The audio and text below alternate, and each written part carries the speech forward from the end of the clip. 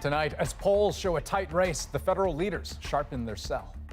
The choice is clear. The choice is clear. How are their pitches playing with Canadians? You're finding the decision difficult. For the first time in a long time. Rosemary's in Battleground 905, where millions of voters could decide this election. Why the RCMP is rethinking how its officers handle car chases.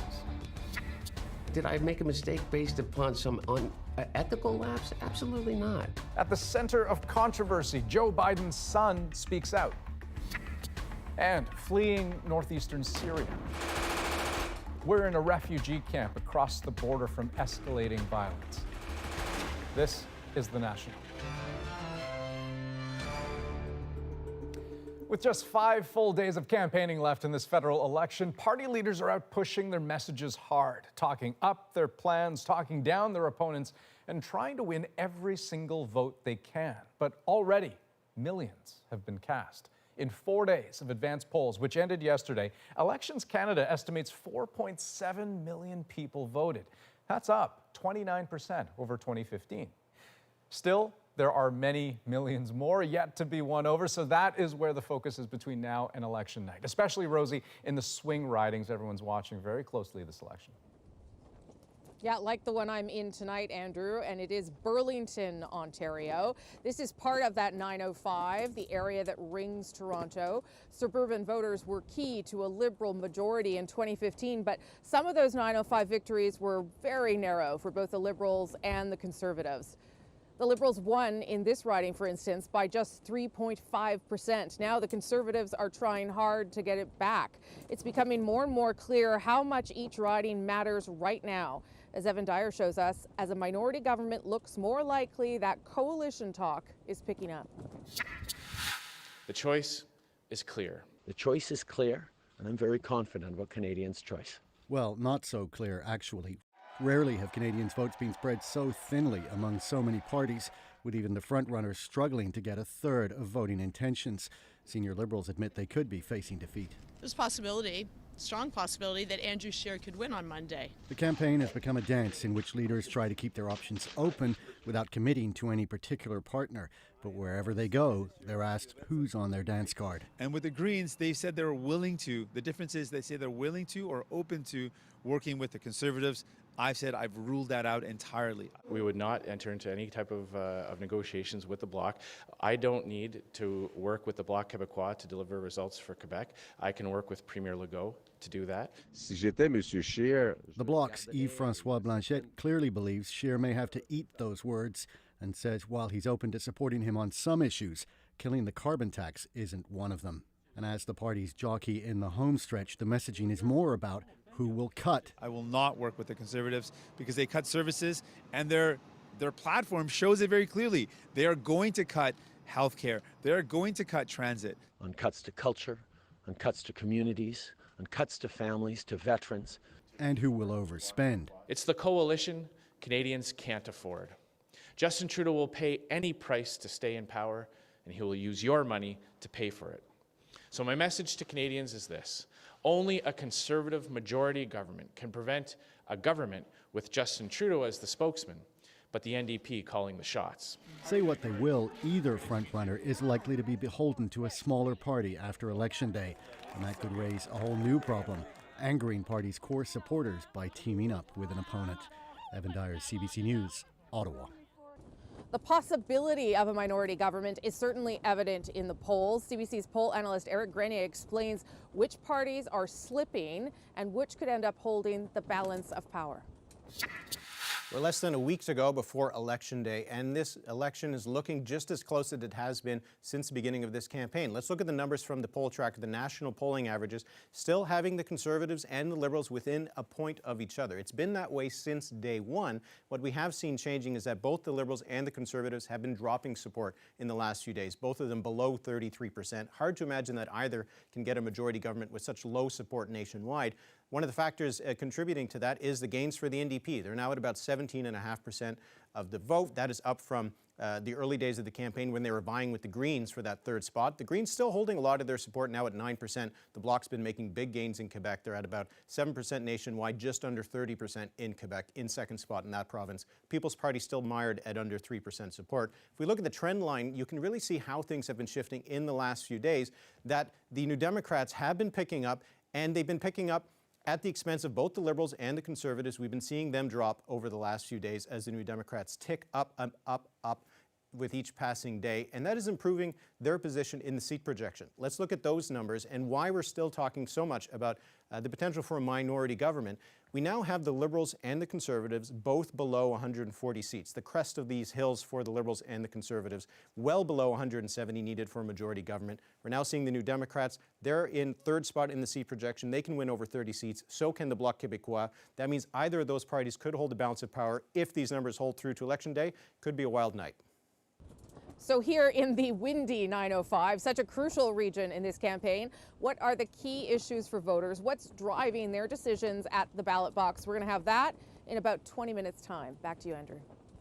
Okie dokie. Canada has suspended weapon sales to Turkey. This as the Turkish military pushes harder into northeastern Syria, into Kurdish territory. And tonight, word that U.S. Vice President Mike Pence is going to Turkey to try to broker a ceasefire. Turkey ignored U.S. calls for a ceasefire today. Their assault began last week after Donald Trump said he was pulling troops out of the area. According to the UN, at least 11 children have been killed on both sides, several more have been injured, and at least 160,000 people have fled northeastern Syria. Margaret Evans spoke with some of them at a refugee camp in Iraq. It might not seem like it behind chain link fences, in the dust and on the hard concrete, but this is what safety looks like. Nearly 200 Syrian refugees arrived here in northern Iraq just yesterday, with little more than the clothes on their backs. Hanan is a young mother, anxious about showing her face. I will stay here because I feel safe, she says. We have more value here. They don't let anything happen to Kurds. This is what she fled, the Syrian town of Ras Al Ain.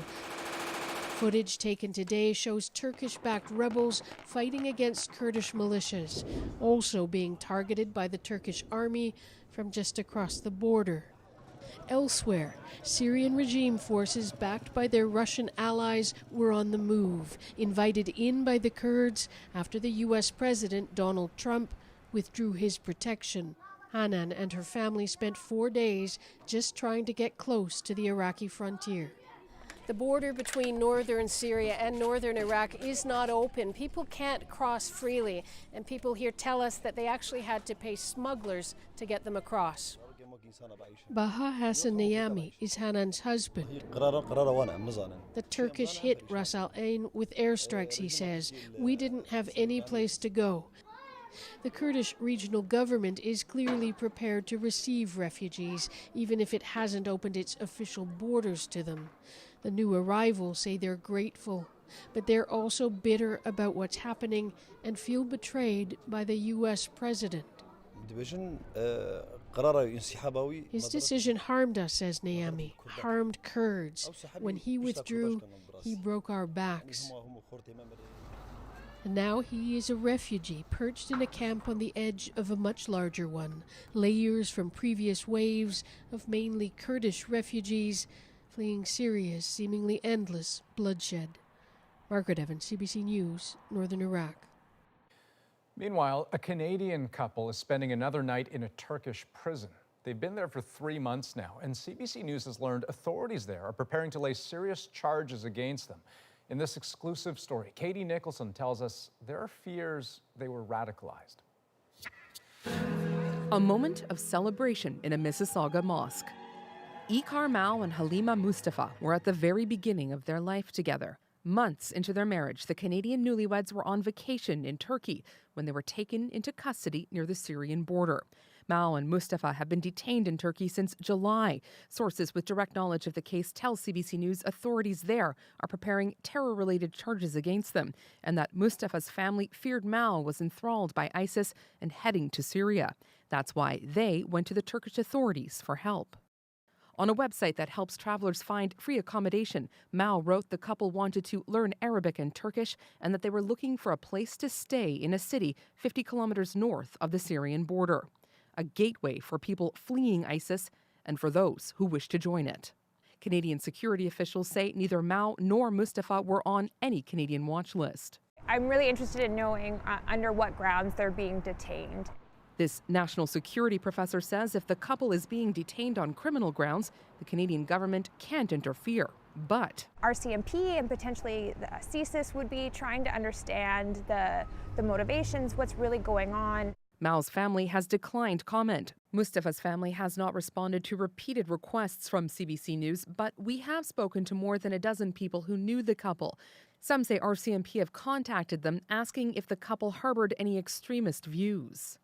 Online, there are few clues. Mustafa's social media accounts closed down. In 2016, the outspoken fashionista said she wanted to change the way people view the hijab. It's something that is always there to remind me of God and of my values. What little there is of Mal's presence, affable and musical. The plan of God is never wrong. This may turn out to have been a complete misunderstanding or some sort of domestic dispute amongst the family members that unfortunately turned into a bit of a national security issue for Canada and Turkey. This national security expert says their names and details have likely already been shared with Turkey's national security partners. Certainly the United States, the United Kingdom, a number of other countries may have access to that information. Global Affairs Canada says it is providing consular services, but for now, that's all it's saying. Katie Nicholson, CBC News, Toronto.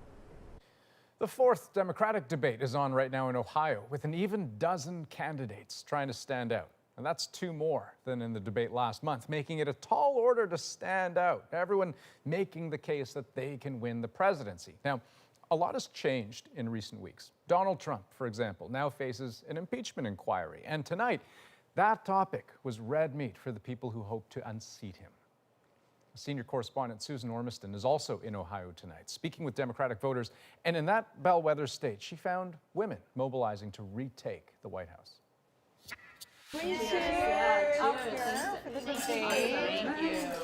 Meet Katie Paris and the red wine and blue women of Ohio.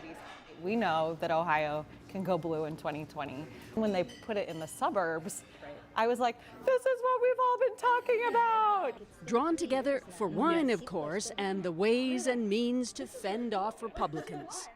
They're fighting hard to convince everyone like us to vote for him. They know this is where they have to fight, and we're stronger. If Democrats are to have a chance here, they'll need these women engaged. 2016 was a wake-up call for so many women who were sitting on the sidelines, kind of thinking, okay, you know, I'm going to vote, but not necessarily be too involved.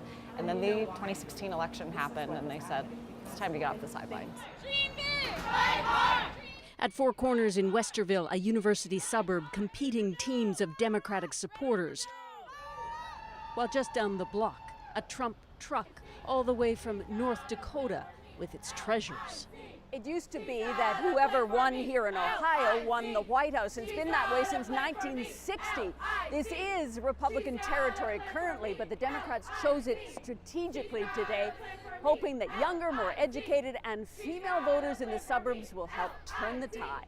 It's time! It's time! It's time for a woman in the White House! Since the last debate, Massachusetts Senator Elizabeth Warren has become the Democrats' front runner. I think she's calm, collected, and I think she's the woman to get the job done. Democrats tonight are closely watching Bernie Sanders' performance 2 weeks after his heart attack, listening for Joe Biden's rebuttal on Ukraine and the impeachment inquiry in a still crowded field of 12 apostles. In the suburbs. With red wine to fortify, they are starting now, a year away from the election, going for a blue swing in a Republican state. Because the way it's going is not okay, and this isn't the world that we want to leave our kids with. Your voice is better, you know. Susan Ormiston, CBC News, Westerville, Ohio. Now, with Joe Biden front and center on that stage in Ohio tonight, it was more than a little surprising to see his son talking publicly about Ukraine this morning after laying low for months. Now, as Paul Hunter reports, Hunter Biden was finally responding to months of attacks and accusations from the U.S. president. Where's Hunter? Rarely these days does Donald Trump miss a chance to mock Hunter Biden. Where is he? The implication that the son of Joe Biden has been ducking allegations raised by Trump without evidence that when Hunter Biden sat on the board of a Ukrainian energy company, he wrongly profited when his then vice president dad pushed Ukraine to root out corruption. There's been a lot of misinformation. Poor judgment with bad optics to be on that board while his dad was in office, said Hunter Biden, speaking out today. But that's it. Did I make a mistake? Well, maybe in the grand scheme of things, yeah. But did I make a mistake based upon some unethical lapse? Absolutely not. It's a separate allegation that's put the Trump presidency at risk, that Trump himself, with lawyer Rudy Giuliani, in turn tried to press Ukraine to investigate the Bidens. That's led to the impeachment inquiry into Trump, and, say critics leading Trump, to try to put attention on Hunter Biden. And today, Hunter Biden's reply.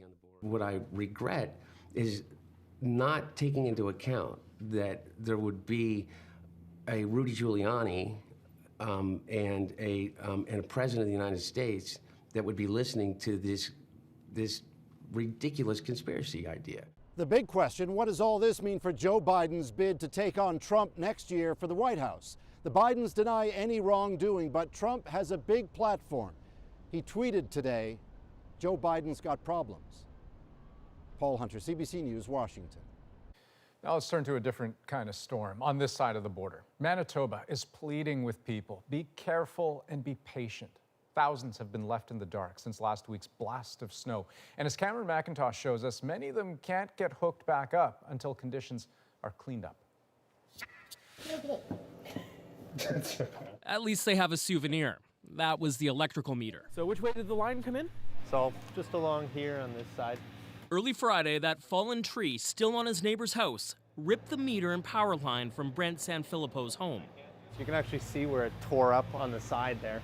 He's living on a borrowed generator, bracing for a long wait. He needs to make an insurance claim, get his meter reinstalled, inspected, then finally service hooked back up.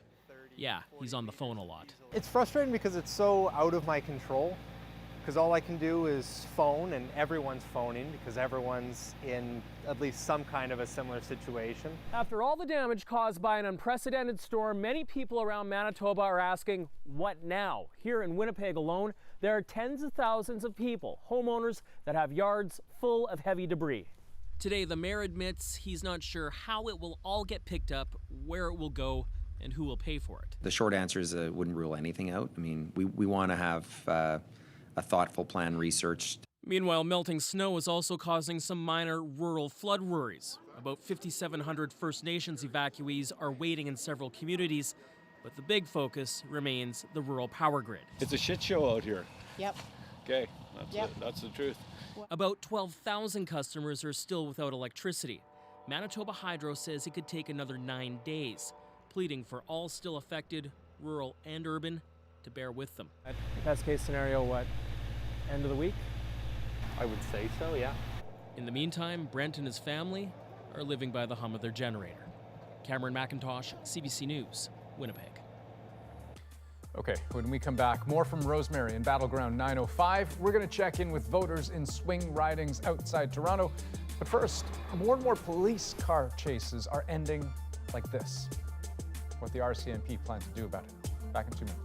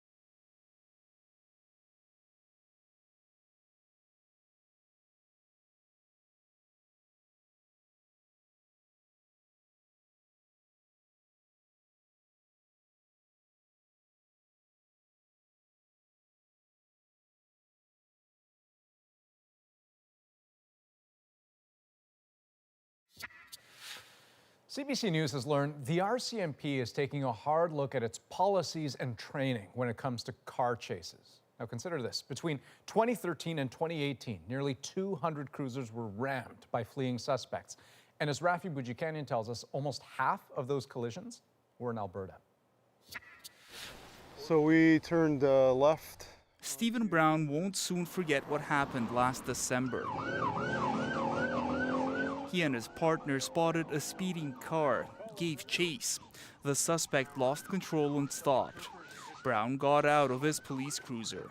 I was retrieving my sidearm at that time, and as soon as I planted both feet on the ground. Yeah, he just hit two PCs.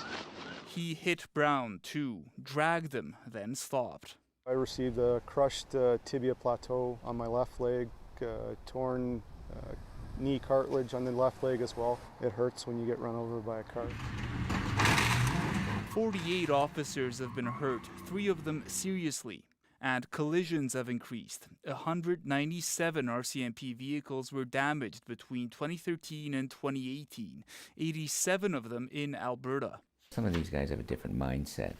Alain Hepner has represented offenders who have rammed RCMP vehicles. Often it's because there's a ton of drugs in the car, often, or contraband of some kind, or guns.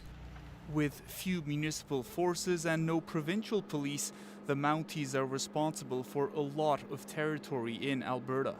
We should be concerned about the police officer safety, the public safety. This former police chief banned pursuits in Moose Jaw, Saskatchewan. He thinks the RCMP should collect better data. But I would also like to know not only how many there were in total, but how many were called off, why they were called off. The RCMP says it plans to further restrict members on when they can engage in pursuits and update training in the next few months. Brown says nothing could have changed his close call. He counts his blessings, though work may never be the same again. I may live with the pain or a degree of pain for the rest of my life. Rafi Boudjikanian, CBC News, Airdrie, Alberta. An RCMP officer in BC is suing the force for malicious prosecution after she was suspended for almost 2 years. She and her husband say their lives and their careers have been ruined. What they've done to us is unforgivable. Corporal Tammy Hollingsworth was accused of lying and abuse of power in the way she handled an affair between 2 employees. Those allegations were eventually overturned by an internal tribunal, and her husband, Inspector Suki Manch, faced similar allegations and was also cleared. But his lawyer says the RCMP is trying to reinstate allegations that were previously dropped. The RCMP has not yet responded to the civil suit. And the Alberta government says it's joining a class action lawsuit against dozens of pharmaceutical companies to recover costs related to the opioid crisis. This is important for the future of our province to make sure we send a signal that we can't prey on the vulnerable. It was British Columbia that launched the case a year ago, and Ontario, along with Newfoundland and Labrador, have also joined. Nearly 4,600 Canadians died of opioid overdoses last year, most from drugs bought on the street. But the lawsuit alleges the crisis was caused by companies promoting prescription opioids with misleading information. Okay, after the break, more election coverage from the 905. Rosemary visits a family of undecided voters in a key riding, and you'll hear what's on their minds as they look to cast their ballots.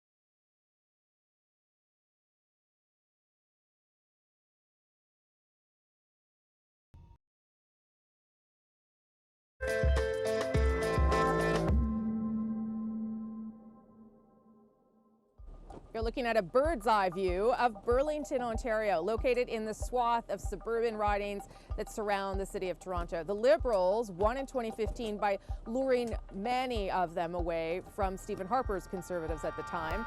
Tonight, the National is here, though, to give you a sense of where their minds are at and how they feel about the choices that are before them. Milton is one of those fast-growing ridings in the 905, that belt of population-dense, vote-rich regions that is key to winning the election. About 70 kilometers from Toronto, families move here because it's more affordable and they can still commute to the city. It is exactly why Kunal and Tonya Sharma are here with their twin boys, Ranveer and Prithvi. So I guess I'm just sort of wondering where your heads are at a week away. You haven't voted yet? No. No. You're still thinking? Yes. And you're finding the decision difficult? For the first time in a long time. Yeah, tell me why. Just having educated ourselves a little bit more about what the parties are promising and what each of their platforms are. And we're finding a lot of issues that we're concerned about or that are important to us are not really getting addressed to the degree that we'd like to see it addressed. And what has been the biggest issue for you? The biggest one for me really has been like the climate change stance that people are taking. And that has completely to do with what we're gonna leave behind for our kids. You know, we've lived our life, we've got a couple more years left in us.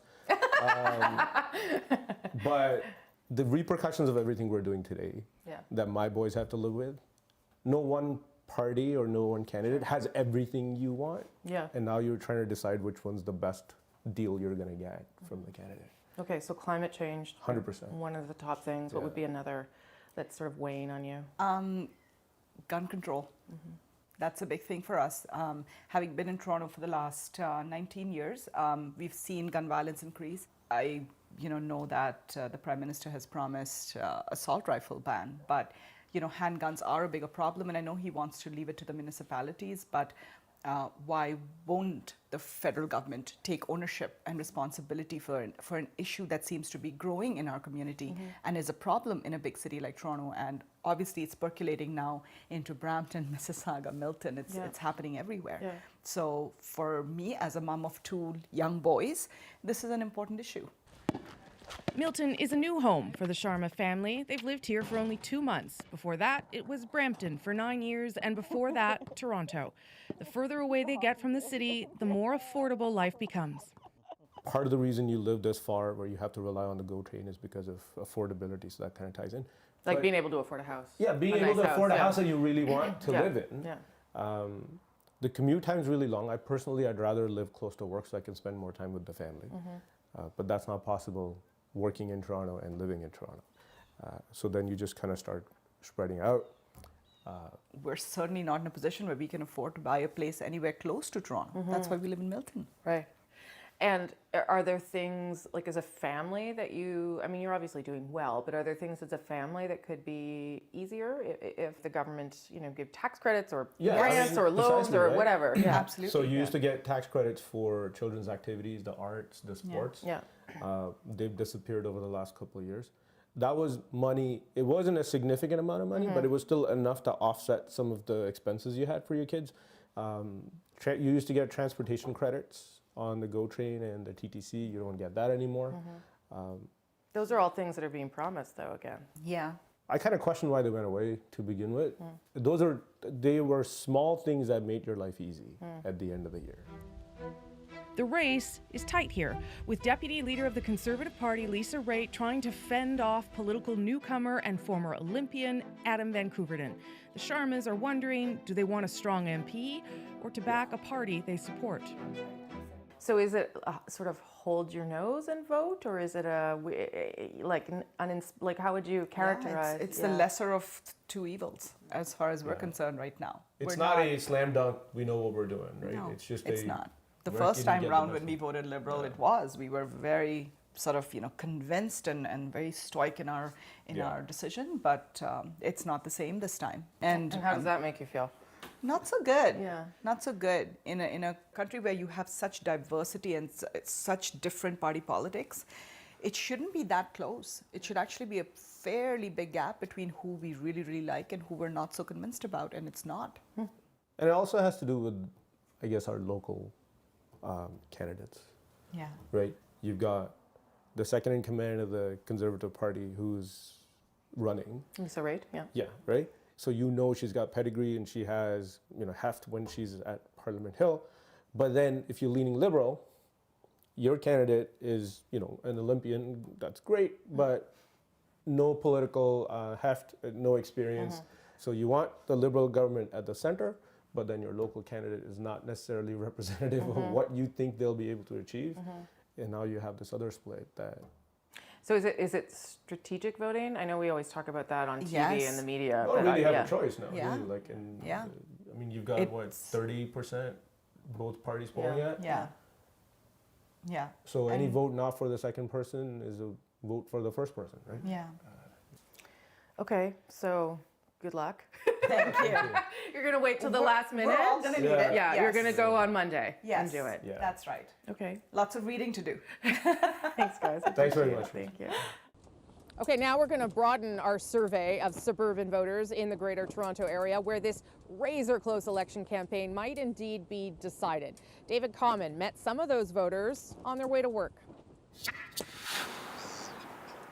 With less than a week remaining and a minority government looking ever more likely, seats in the suburban 905, where the Liberals and Conservatives are razor close, are deep in the campaign crosshairs. So Whitby right here is our first stop, about an hour east of the city of Toronto, downtown. And with a quarter of commuters spending more than an hour of their day in their cars, the carbon tax here could prove to be quite decisive. Well, it's pretty well divided here. It always has been. Carbon tax, does that mean anything for you? Other than more expensive groceries. Other than that, no. I think that it becomes one of those tools to garner voters' attention and to garner voters. As commuters head into the city, they are bombarded. Ads on the train, brochures in the station. Winning Whitby could be the key to winning the most seats. It's that close. And some are quite fine with that. Whoever gets in power, I don't want it to be a majority. I think a minority government right now is more important because people need to work together, and that needs to be the main goal. As the last express train heads into Toronto, we're headed to the other side, a vast area that can expect a lot more attention in these final days to convince undecided voters. The pathway to a majority is right here in Mississauga. 6 seats in play. Either the Conservatives need to grab them or the Liberals need to hold them. There are 2 seats in particular. One of them is right here, Mississauga Lakeshore, and this is a rematch of the 2015 race. Same candidates. Once again, there's a Liberal sign, there's a Conservative sign, neighbors disagreeing right on the same street. It's going to happen all over the place, but it's critically important here because in that last election, those 2 parties were separated by just 6 points. Half the population here is either immigrant or first-generation Canadian. And at this grocer, lots of talk, and right now, indecision. When will you make a decision about who to vote for? Let's see. Until last day. Until the last day? Maybe the day before. We'll see first. Others have long since come to a conclusion, well thought out, and deeply pessimistic. Because I don't trust any of them. You don't trust any of them? No, because basically what it is, there's all these promises, and then when they get to power, it's just like we don't count. You might have heard that elsewhere too, just as you've heard voters whose minds are more than made up. I just want to tell you, I wait for the Liberal. I'm that way. I don't think anybody should have voted for Trudeau, ever. One constituency north in Mississauga, Erin Mills, this man is no Trudeau fan. You can't believe a word he says. So, if you want to know who I'm supporting, I support Andrew Scheer. If political candidates drop by this retirement home, they haven't yet, they'd hear of pensions. And of course... Well, it's health care for me. There's such a long waiting list when you go to the hospital. They were supposed to consider taking the drugs over by pharmacare. Pharmacare. Next, we're heading north in the suburban 905 to the Aurora Oak Ridges Richmond Hill riding. The Conservatives long dominated in this area. That is until the last election when the Liberals managed to pick it up by the narrowest of margins, just 2 percentage points. But that new Liberal MP, she crossed the floor, became a Conservative, is running under that banner again, and the Liberals, they want this area back. But here too, voters aren't always, shall we say, enthusiastic. They're terrible leaners. There isn't one of them that I would vote for. And David's here with me in Burlington. Thank you for coming out here. So obviously this riding, very close the last time round. The riding where I was yesterday in Milton, that featured our lovely family there, also very close, although it may flip the other way to the Liberals. I mean, is that sort of part of why we are seeing so many people spend time here? Yeah, certainly the amount of time that's being spent by the leaders, the amount of money that's being spent by campaigns throughout the 905. You look at here in Burlington, 3.5 percentage points separating the two candidates, the Liberals and the Conservatives, in 2015, as you've noted. And so that creates the dynamic for where we are today. It's still a very close race, but one the Conservatives really do need to win if they're going to form any kind of government. And history is in many ways on their side. If you look provincially, they've only lost once since 1943. So there is a strong Conservative bed here. The question is whether they can translate that going forward, and that is the question really throughout the 905 region on what is a very breezy night, isn't it? Yeah. Thank you for suffering through with us. That's David Common. We're going to take a 2-minute break, but when we come back, we are on the campaign trail with the leaders and their spouses. How do they define their roles in 2019? That's next.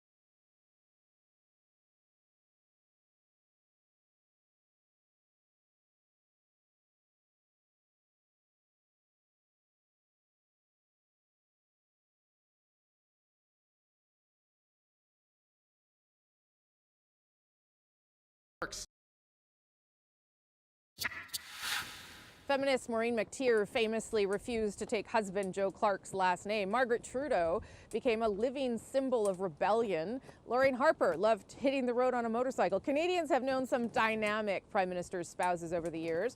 So who will they get to know better after next Monday? Our Hannah Thibodeau takes a look.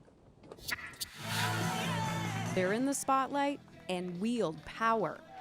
No, not the leaders, their spouses.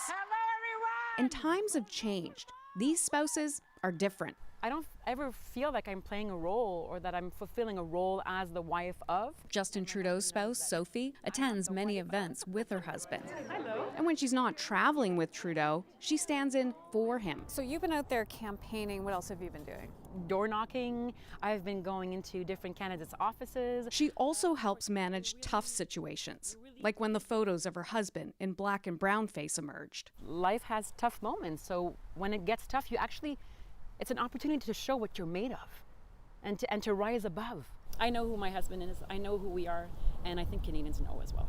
It's not always easy, but I enjoy the role of support person, and I I try to help as much as I can and be there for him. Conservative leader Andrew Scheer's wife Jill says attacks on social media and negative headlines are what makes it stressful. We FaceTime the kids and just bring it back to our normal lives and talk about things that are topical and things to do with the kids. It just sort of changes the channel and just kind of lightens the mood. She helps him kick back. One of Andrew's assistants has one of those speakers, and we hook it up on the bus, and we have dance parties. Does Mr. Scheer have dance moves? Not really, no. He's not so much a dancer. Gurkiran Kaur is one of Jagmeet Singh's closest political advisors. I'm his partner, so naturally you want to chat with your partner about how the day's going, or if there's certain events that, were frustrating, or if it's a good day. So in those conversations, you're going to want to give the best advice to someone I believe should be our next Prime Minister. Hey, welcome home. She's playing a big role in his campaign in Burnaby South, recruiting volunteers, entering data, and canvassing. John Kidder is the man beside Green Party leader Elizabeth May. The two were married last April. We made a pact at the beginning of this that we would not have more than 2 weeks separation between us at any point. Kidder still has political ambitions of his own. He's the Green candidate in Ashcroft, BC. Kidder is also May's finance critic, but says his most important role is to provide emotional support. Our pillow talk is politics, Hannah Thibodeau, CBC News, Ottawa. And that is it from Burlington, Ontario. Tonight, on Monday, election night, join me for live coverage of all of the results on CBC Television, CBC News Network, CBC Gem, the CBC News app, cbcnews.ca. You can't get away from us. Canada Votes 2019 begins at 6:30 Eastern. For now, back to Andrew. Okay, and still to come, are women the answer to a worker shortage in cybersecurity? We're back in 2 minutes.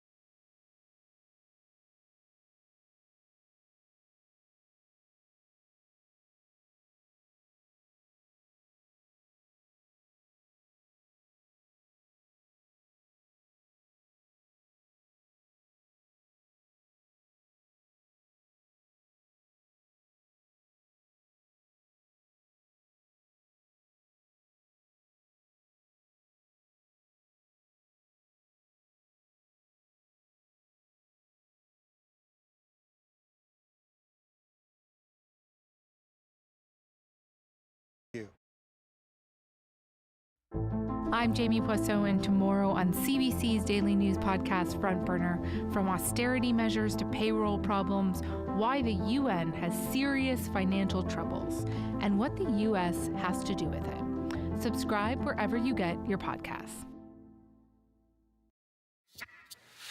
Welcome back. Protesters and police clashed in Barcelona as supporters of the region's independence movement continue to protest the sentencing of separatist leaders.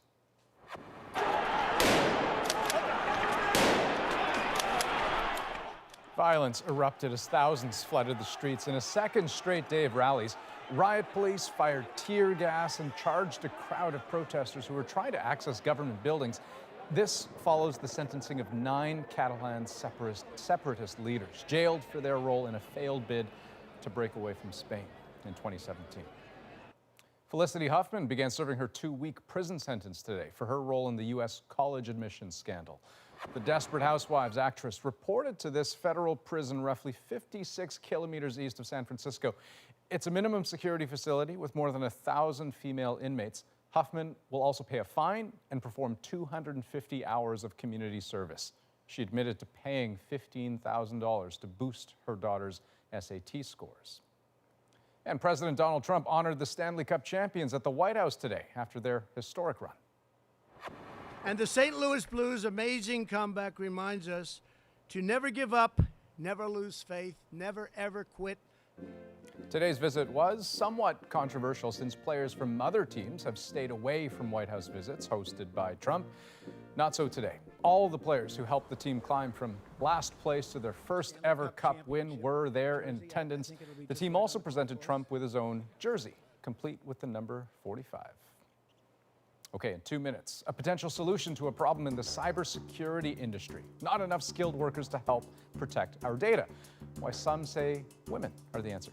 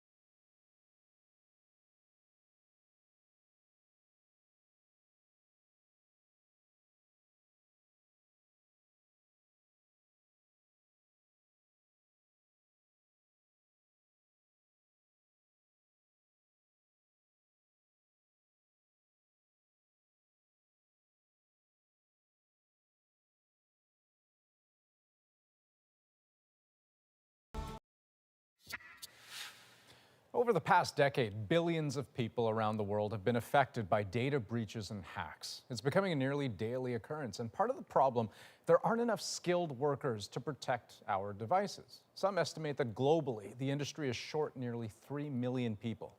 But as Jacqueline Hansen tells us, there may be a way to narrow that gap. Memory, now I want to load it up into some kind of a debug tool. These students know their future in the cybersecurity industry is bright. It's very rare that I hear of somebody who doesn't have a full-time gig at graduation. At this point, if this The 4-year degree at Sheridan College used to be a tough sell. We had trouble keeping classes of 10 and 15 students through all 4 years of study, but since then it's grown a lot. Right now we have approximately 350 students across all 4 years of the program. And if you want to get a sample of that, even that's not enough to meet demand, but there's an untapped demographic that could help. Lisa Kearney has been in the industry for years and believes women are the key. Women are great multitaskers, they're great investigators, they pay great attention to detail. So if they were given an opportunity, equal opportunity and support within the industry that men have, there would be a lot more women. All right. She says she was often the only woman in the room. So she's created an organization to mentor other women and bring awareness to the challenges. I've been bullied, I've been harassed, I've been told, excluded from meetings, excluded from decision making. you're looking to see, you know, what kind of holes exist on. There is hope. Alana Statistician is new to the industry, and she says she's been lucky so far.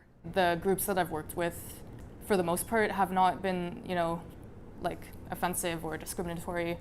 But Statistician wants to make sure she's recognized for her skills, not her gender. When I was applying to my co-op, they were like, you know, oh, it won't be an issue because you're a woman. I feel like I've definitely worked very hard in my 4 years in school. So it was a bit like demotivating. The college is doing high school outreach to recruit and help fill the pipeline with more qualified women. There's no one silver bullet, but trying to address the gender inequality is definitely going to go a long way to filling a lot of the open roles. And as more women and men consider cybersecurity as a career, they might be surprised about what they find here. They might really like it. Some of these you already know how to do now, right? Jacqueline Hansen, CBC News, Oakville, Ontario. Okay, this next story may sound familiar. Remember Monty the Python? After months on the lam with a case of mistaken identity mixed in, finally, some good news. That's next in our moment.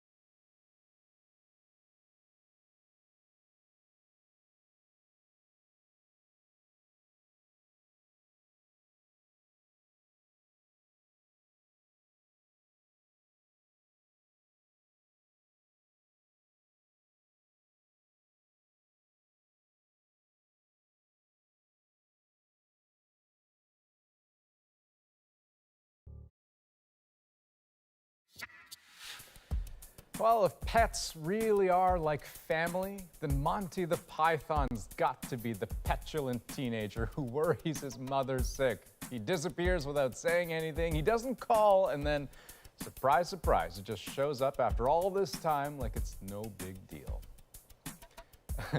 Monty first disappeared on his Toronto owner the night the Raptors won the NBA title. This was back in June. Then he even let an imposter take his place. But now, the happy reunion. The conclusion of Monty's slippery saga is tonight's moment. Come here, Monty. You're a superstar. That was the last night my son saw him. He noticed that the aquarium was open, looked in his cage and was like, oh my God, where's Monty? And then we put him in his aquarium, and my son called me and he said, Mom, come downstairs. So we're like, oh my God, it's not the same snake. We tried continually for a couple of weeks right after he went missing to find him, and my younger son opened the cabinet because he was looking for something, and then was basically nose to nose with Monty, popped out at him. And so he got the fright of his life. We put Monty back in his home and gave him some water, and he's waiting to be fed today because I'm sure he's hungry. He hasn't eaten in 4 months. He's quite a bit smaller than the substitute snake, Sneaky Pete, we had. And as a snake mom, I should have known. Yeah, honestly, he's probably half the size of the other one. Well, that's just crazy. I don't know how many years I've been doing this, and I don't know how many lost snake stories I've heard over those years, but it's too many. Please put locks on those aquarium things. That's The National for this October 15th. Have a great night, folks.